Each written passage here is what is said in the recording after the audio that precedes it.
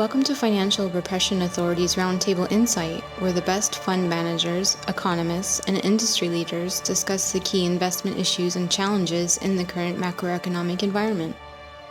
Hi, welcome to FRA's Roundtable Insight. This is Richard Bernoulli. Today we have Kai Weiss and Chris Barnard. Kai is the Research and Outreach Coordinator of the Austrian Economic Center and a board member of the Friedrich A. von Hayek Institute. And Chris is the founder of the British Conservation Alliance and currently the Policy Director of the American Conservation Coalition. Welcome, gentlemen. Thank you. Thanks for having us. Great. I thought we'd do a very interesting discussion today on market environmentalism, what it is, why it makes sense, how it works, and how it can be used to meet the very noble United Nations Sustainable Development Goals much more efficiently and without a need for any political agendas. Just to begin with, you have put together a great book called Green Market Revolution, with altogether 15 authors that focuses on market environmentalism. Chris, can you describe what is market environmentalism and what was the motivation for putting the book together? Sure. Well, I'll start with the motivation for the book because that kind of outlines the what we mean when we say market environmentalism. And really the motivation is that we looked at the mainstream environmental narrative and we saw that it was very dominated by people more on the left side of the spectrum that were pushing big government solutions that would include large control of the economy and society. So looking, for example, at the Green New Deal.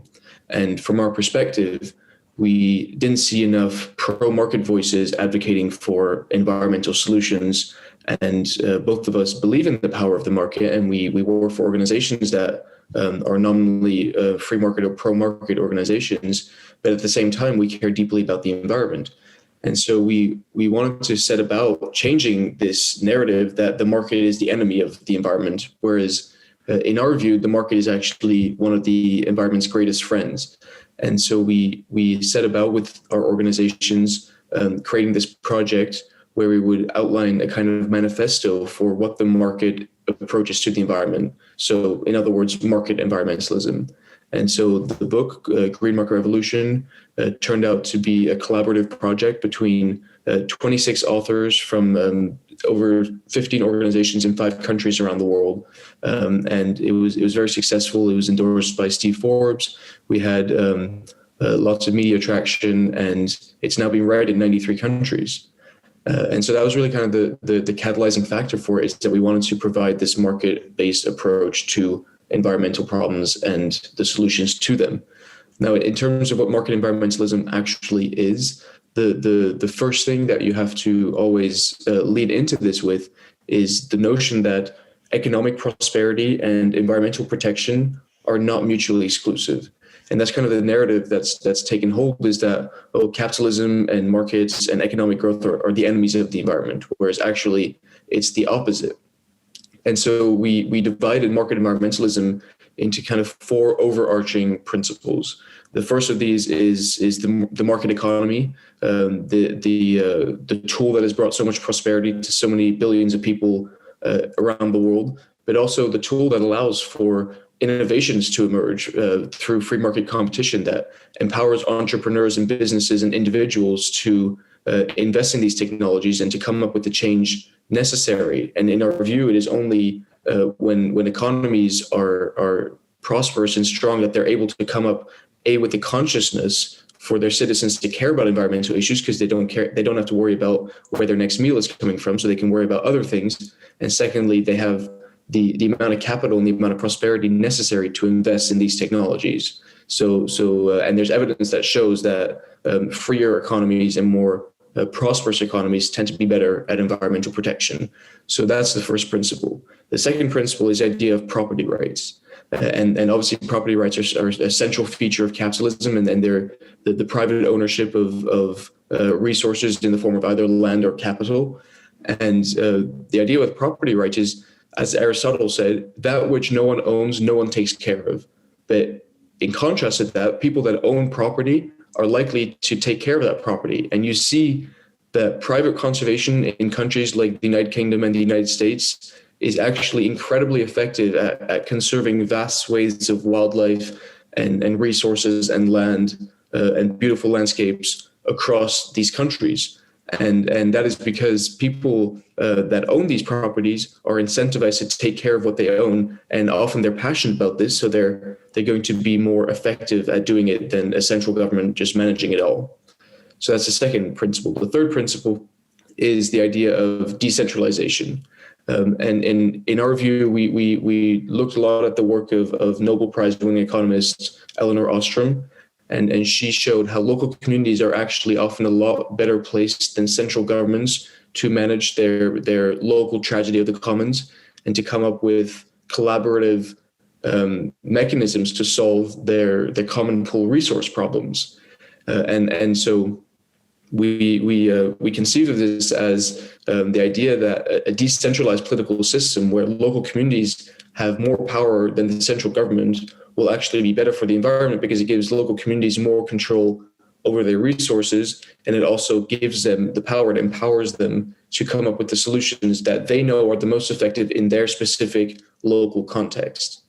And then the fourth principle is a kind of overarching principle that guides market environmentalism, which is a kind of dedication to optimism and innovation. And one of the issues that we see when we look at the modern environmental movement is the fact that it tends to be so apocalyptic and so doom and gloomy. And we think that actually humans and economic growth and all these things in progress aren't the enemies of the environment, and we see humans as the ultimate resource. And so we look at this from a very optimistic perspective. We see that the developed world has already reduced emissions, that we have reached peak stuff on 66 out of 72 raw resources, and that because of the innovation and technology of the modern economy and because of human ingenuity, we are coming to a point where we are decoupling our economic growth and our impact on the planet. And we are actually starting to conserve more and more natural resources, to the extent that there's more forest cover in the United Kingdom than there was in the Middle Ages. And so we look at humans as being able to solve these challenges creatively and innovatively, and kind of rejecting this idea that, oh, we'll all be dead in 12 years, or humans are the plague on the planet. And so that idea of optimism is really also just what underpins the general worldview of market environmentalists. Very interesting. And Kai, you're one of the authors of the book. From your perspective, how do you see the themes and lessons from the book? Yeah, I think I couldn't really put it any better than Chris just did. When we look at the book, it was our goal to both provide sort of a theoretical, but then also a practical side of things, a policy-oriented side of things. And I think what Chris just explained is more of the theoretical basis of market environmentalism, and we have in the book some great chapters on that.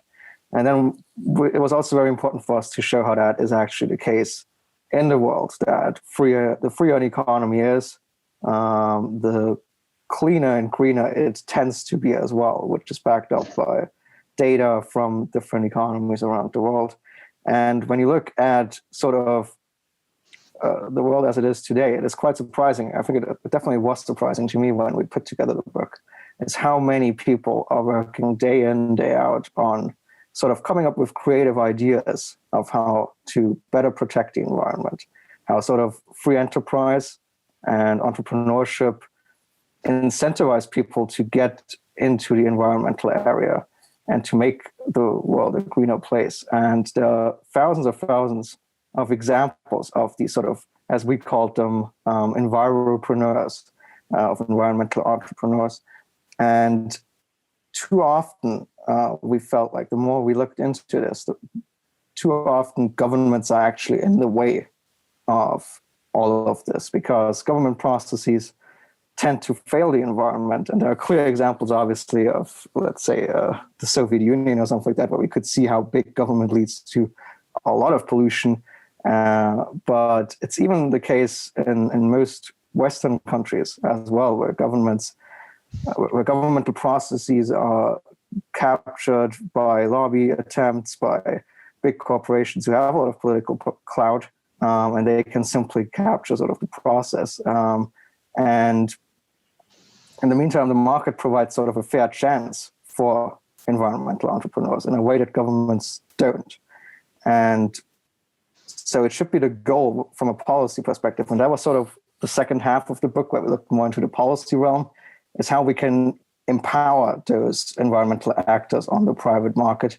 And there are so many options that have not really been discussed by politicians so far, like tax cuts on environmental goods and services, free trade on environmental goods and services, and stuff like that, where we could actually decrease barriers and expand freedom instead of always, tax this, regulate that.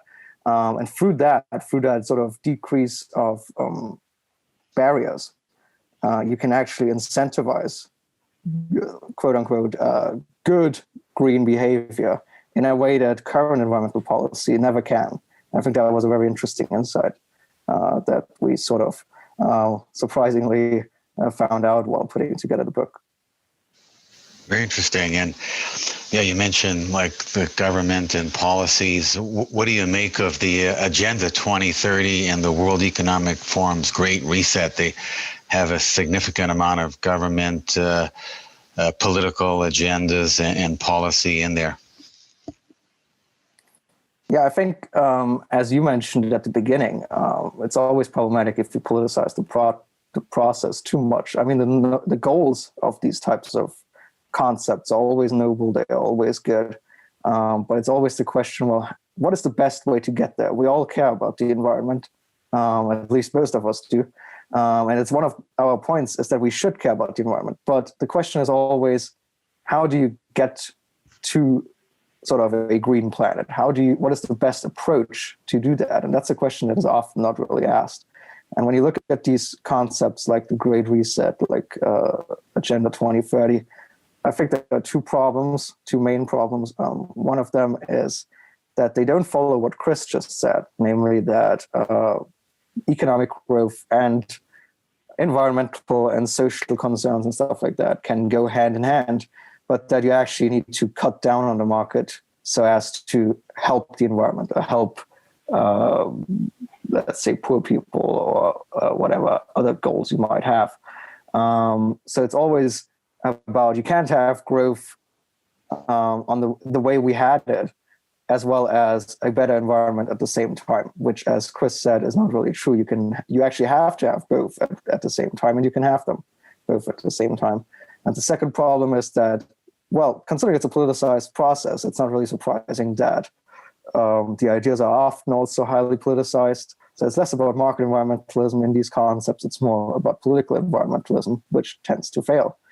And so these are the two main problems I see. And I would say, let's say there are many, many calls today, particularly in the age of the coronavirus, of a great reset, of, rethinking things, of remodeling our economy. But I think, especially for the environment, but also in general, I agree that we need a great reset, but that reset needs to go more into more free markets, more freedom for individuals, for creative minds and innovators, so that they are less, killed off by government regulations, government taxes, and stuff like that. So yes, we need a great reset, but in a different way than probably the World Economic Forum and the likes actually wanted. Yeah, exactly. Chris, on the book, are there studies, can you relate like examples that confirm or demonstrate the success of taking a market environmentalism approach? Absolutely. For example, every year, the Yale University Environmental Performance Index, if you overlay that with the graph showing free market economies, you see there's a clear correlation between countries being more economically free and having better environmental outcomes. And so all the developed countries in the West, so the United States, the Scandinavian countries, the United Kingdom, France, Germany, etc., Israel, are all in the top 30 of the most well-performing environmental countries, and all the authoritarian, centralized, top-down economies such as Russia, Venezuela, North Korea, China, etc., are all in the bottom tier of this list of environmental performance. And that's just one example. If you do a similar thing with this same environmental performance index and you overlay it with the prevalence and strength of private property rights in countries, again, the same thing. Countries with private property rights tend to have much better environmental outcomes than countries that don't.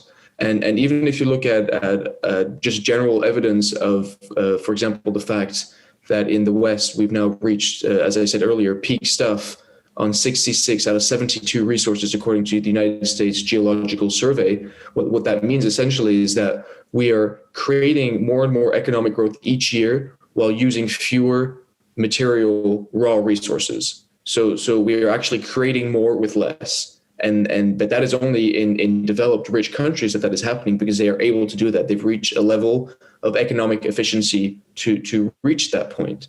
And so our focus should, as much as possible, be on how can we get India and Brazil and China and those other countries to that level of economic prosperity where they too will start decoupling their economic growth from the use of resources. And there's this one beautiful graph called the environmental Kuznets curve.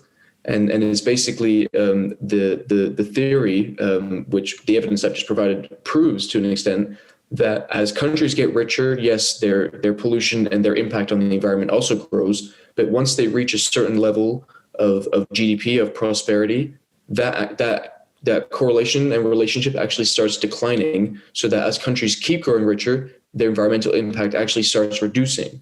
And so at the end of the day, the central way of looking at the world for market environmentalism is how can we both allow for capitalism to solve poverty and protect the environment? And the answer there is more capitalism, not less. Mm-hmm. Exactly. And you mentioned the third tenet earlier as being decentralized economies, local economies. Can you elaborate on that, how a focus on a decentralized local economy can help? And it's not just decentralized economies, it's also decentralized political governance. So Elinor Ostrom, who I was talking about, she showed very effectively in case studies that when local communities are given the rights over their common resources. So one of the examples she gave was, for example, grazing farming communities in Switzerland. And the whole point of the tragedy of the commons is when everyone uses a public resource and no one takes care of it, because there's this kind of game theory element where you want to use as much as possible of it to prevent others from using as much as possible from it. And so it's this vicious cycle where people just use all the resources and it leads to environmental depletion. And she showed that for example, in this example of Switzerland, that the local community was able to implement an agreement among all the farmers in the community that they would only allow a certain amount of cows to graze the land at certain times of the year to keep it sustainable for them, not only in the future, but also for the future generations. And that was an example of a local community just coming up with a voluntary, flexible cooperative agreement that protected their local resources without requiring the central government to swoop in and to put all kinds of regulations on it. And another example is there was a fishing community in Antalya in Turkey, and they noticed that everyone was just overfishing in that area, and the fishing stocks were starting to become heavily depleted. And so what they did is they created a farmer cooperative where they just agreed that there would be a rotational calendar for fishing in the entire all the fishing spots around that town. And what that meant is that each farmer would have an equal chance at fishing in a specific spot on a specific day throughout the year, and that would just keep repeating itself.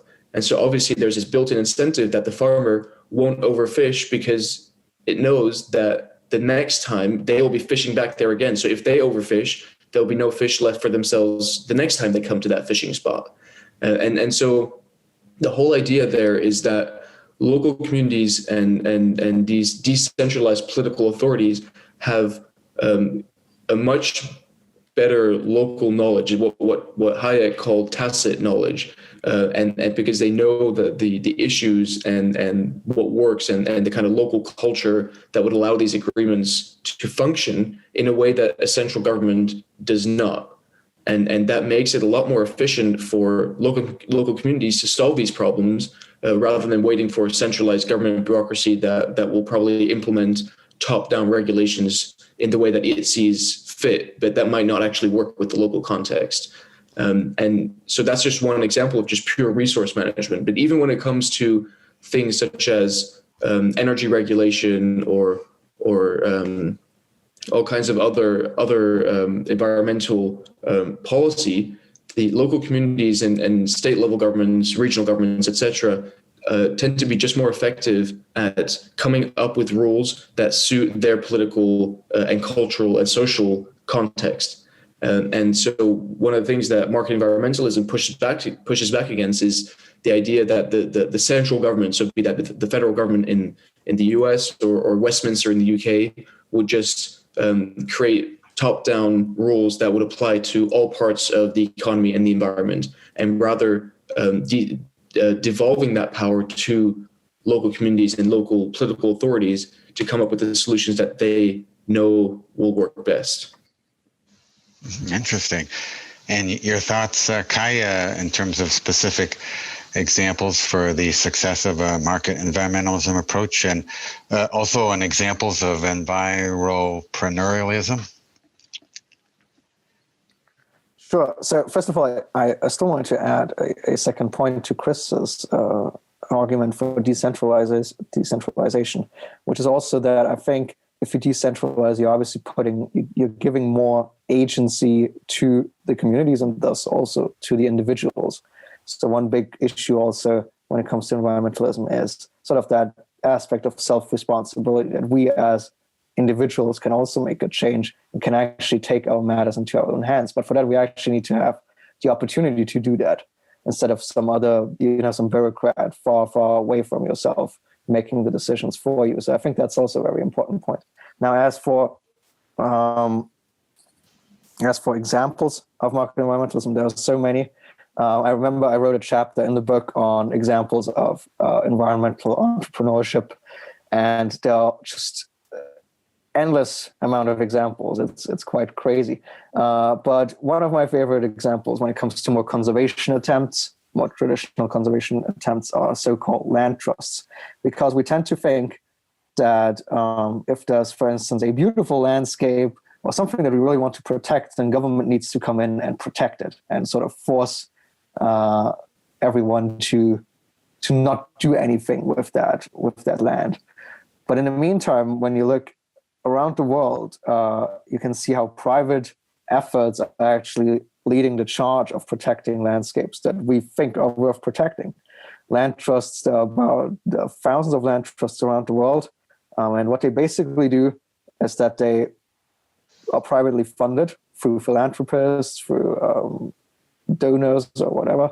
And they basically, all they do is they purchase land to protect it. One example is in northeast Montana, where the American Prairie Reserve is simply buying up a ton of land to create what they call an American Serengeti, which they simply want the land in Montana to look again like when Lewis and Clark went through it for the first time over 2 centuries ago. And the land, whenever the American Prairie Reserve is completed, it will be larger than Yellowstone National Park and Grand Teton National Park, which is a little further down south in Montana and Wyoming. And everyone who has been there knows it's huge, the area. And American Prairie Reserve will be even larger. And there are so many examples around the world of these kinds of land trusts purchasing land, and sort of, in contrast to a lot of activists who, those are good efforts to go on the street and protest for policies or for topics that you care about. But the land trusts are sort of, they actually getting into action and sort of putting their money where their mouth is, and simply implementing themselves as private actors the things that they care about. Now, again, there are a lot of examples of where government is actually preventing them from doing so. But there are so many thousands of entrepreneurs, thousands of philanthropists working day in, day out, doing their best to protect the environment. And it generally works much, much better than the political alternative. Interesting. And in terms of carbon taxation, does market environmentalism have a view on that, positive or negative? Chris? It's quite an interesting question because it's something that divides market environmentalists and something that divides just people that believe in the market more broadly. So interestingly, when we were writing the book, I tend to be more friendly to the idea than Kai is. And so what we ended up having in the book, as you might have seen, is we had one chapter in favor of a carbon tax and another against it. And so it's a debate that needs to be had. I personally do see it as an effective market mechanism. I see it as an elegant economic solution, but it would require all kinds of other policies that would also make the market function more efficiently. For example, making it a revenue neutral tax so that you could reduce other taxes, but then also crucially other environmental regulations which suddenly become obsolete and which still restrict the market. So that's one way of looking at it. The problem there is the fact that, well, it's almost too elegant. It's an economic solution that works perfectly in theory, but it's been incredibly difficult to implement. And you see thousands of economists around the world have come out and supported the carbon tax, including influential Nobel laureates, et cetera, but still barely any country seems to have implemented one that is at the scale necessary to reduce emissions. And so I think you can argue for it from a purely theoretical economic perspective that yes, it's an elegant solution that would probably be successful, but in the political reality is that it's not. And especially in a country like the United States, where any form of taxation is quite a strenuous topic and a controversial one. In the first place, you're not going to be able to implement a carbon tax anytime soon. So the kind of pragmatism of market environmentalism kicks in there and says, look, we might be willing to advocate for this from a theoretical perspective, but we're also going to prioritize solutions that we can implement now that will make a direct impact. And so that's where all the other aspects of market environmentalism come into play. And your thoughts, Kai, you have a different view on that? Yeah, I mean, Chris did a great job of presenting both views at the same time. I'm very skeptical of a carbon tax from a market perspective. First of all, I don't think that but again, there are disagreements, but I think it doesn't really count as market environmentalism because taxes are not part of the free market. So if anything, it would be admitting that the market has failed, which I don't think it tends to do. It's usually about, defining property rights properly instead of putting up new taxes. And I think that's the general idea of market environmentalism is to expand freedom and cut down on barriers to enable private actors to care for the environment and to put visions into practice. Whereas a carbon tax is actually increasing barriers and decreasing freedom, which is the exact opposite. And again, as Chris said, there's a lot of political difficulty in actually implementing one. So most pro-market people that want a carbon tax, for instance, they always say, well, we can implement a carbon tax, but in contrast, cut corporate tax or cut individual income tax or whatever tax. But I mean, in theory, that sounds okay. Then again, I'm not really sure if politicians are really into that, they would have to carbon tax in addition to all the other taxes. So you would have more taxes, and through that, less opportunities for people on the free market to actually do things, because the government is getting even bigger and extracting even more resources than before. So again, I can see sort of a very idealist case for a carbon tax, but faced with political reality, I think it just sort of fails from a market perspective. And actually, let's say having freedom and the environment go hand in hand. In that case, the environment might, I don't know, win out, but not freedom. And I think the entire point of market environmentalism is that you can have both at the same time. And actually, if you have more freedom, you can have even more sort of a greener environment than you otherwise would have. Mm-hmm. Interesting. And you're from the Austrian Economics Center, Kai. Is or can market environmentalism be aligned with the principles of the Austrian School of Economics? And if so, how? How do you see that? Yeah, I hope it can. I definitely think it can. So one of the basic tenets of Austrian economics is first and foremost private property rights. That's what Ludwig von Mises always put at the center of sort of his way of looking at the economy, is the importance of private property rights. And it's the exact same case with market environmentalism, where you put, as Chris explained at the beginning, where you put private property rights at center stage because you realize the great benefits that it has. Another example, I think, would be sort of the land trust idea that I just explained. You can only really have that if you have a free market, because you obviously have to have a free market to buy things through a functioning price mechanism. And there comes in the idea of Hayek and all of the work of his on the price mechanism, because if the price mechanism works well and is not intruded too much by the government, you will have sort of the value that people give to resources represented on the market properly, and then environmentalists can get active in a fair manner instead of being hindered through intrusions into the price mechanism or through other intrusions by the government. And that's obviously also then where you get to the knowledge problem by Hayek, showing how politicians don't tend to not have enough knowledge to actually,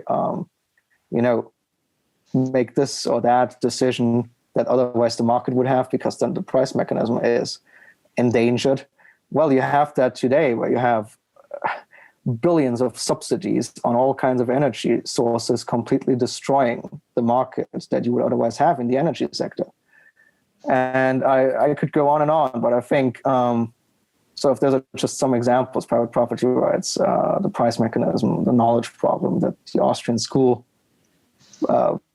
has sort of developed as arguments for the free market economy, and that is totally conducive to market environmentalism. And in that sense, I would say Austrian economics and the environment, market environmentalism, go hand in hand as well.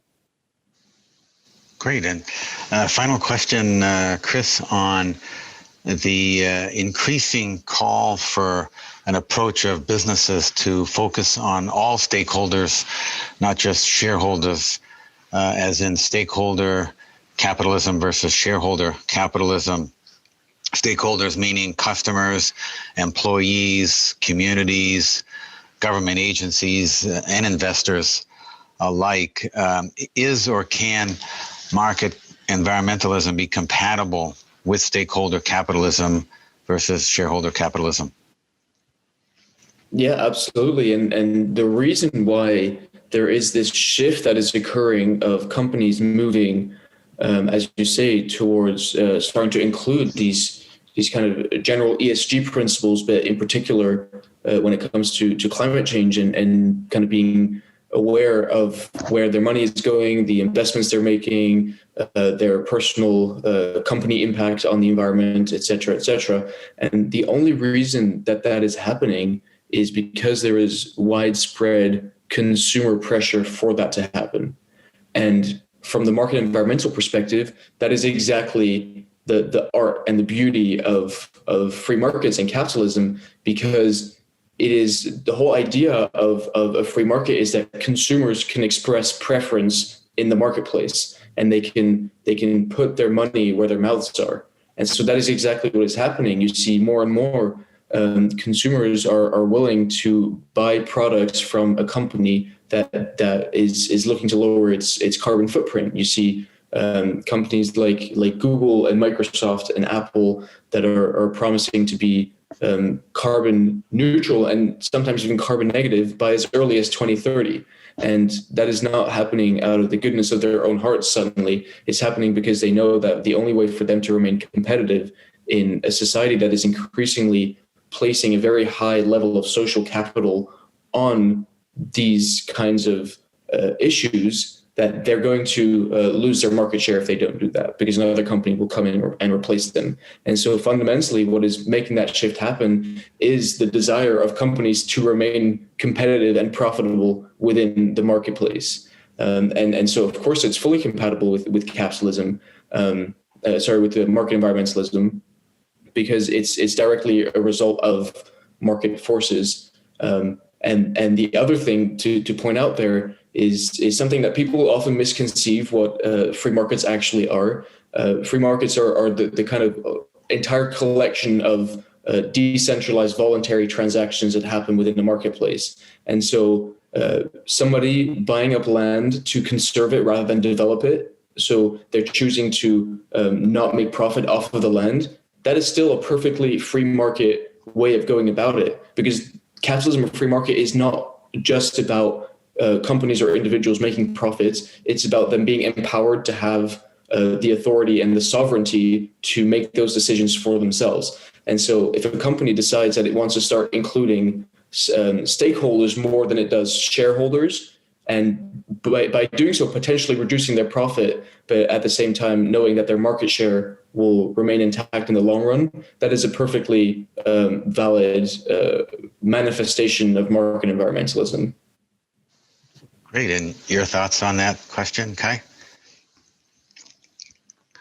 I completely agree with what Chris said. I think the basic point is that as long as you have companies on the market acting freely, their decisions can be made freely. And the great point is, or the important point is, that you shouldn't have government sort of forcing them to, choose some approach that they want to follow. But I think the profit motive as such, which is obviously much more conducive to the shareholder approach, is extremely important. And you can see it again when it comes to environment, because in the end, making a profit also means doing more with less. So it's a very sustainable, at least over the long run, a sustainable principle where entrepreneurs are actually incentivized to use less resources because they have an incentive to actually maximize profit. And for that, they obviously don't want to spend as much resources and to actually minimize this sort of effort that they put in. And so obviously, if a company wants to pursue more of a stakeholder approach, then that's their decision and maybe it will work out. But in general, the profit motive is not sort of an evil thing that hurts the environment. It actually sort of incentivizes people to take better care of the resources that are around. Yeah, exactly. All very synergistic. Great insight and perspective. Gentlemen, we all hope to increase the understanding, awareness, benefits, and value of market environmentalism. How can our listeners learn more about your work, Chris? If they're interested in reading the book, it's a free ebook that can be downloaded from the website, which is greenmarketrevolution.eco. And yeah, as I said, just a free ebook that people can download and read at their leisure. Secondly, I would tell people to check out the websites of the various organizations that have been involved in this project. So the American Conservation Coalition does great market environmental work in the United States, and that's acc.eco. Then in the UK, the British Conservation Alliance does similar great work on market environmentalism, and that's bca.eco. And I'll let Kai tell you guys what the Austrian Economic Center website is. I was really hoping that Chris knows our website, but it's austriancenter.com. And I can second check out the book, and you can either get a free PDF, or at some point we will start also selling them again as hard copies. Awesome. Thank you so much, Chris and Kai. Awesome. Thanks. The FRA Roundtable Insight Show is for informational and educational purposes only and should not be considered as a solicitation or offer to purchase or sell any securities. The investments, investment strategies, and investment philosophies discussed or presented on the show each involve their own unique risk factors which are not discussed on the show. Any discussions among the panel participants or responses to listener inquiries are based on the personal opinions of the panel participants and do not take into consideration the listener's suitability, objectives, or risk tolerance. Please be advised that you invest or speculate at your own risk.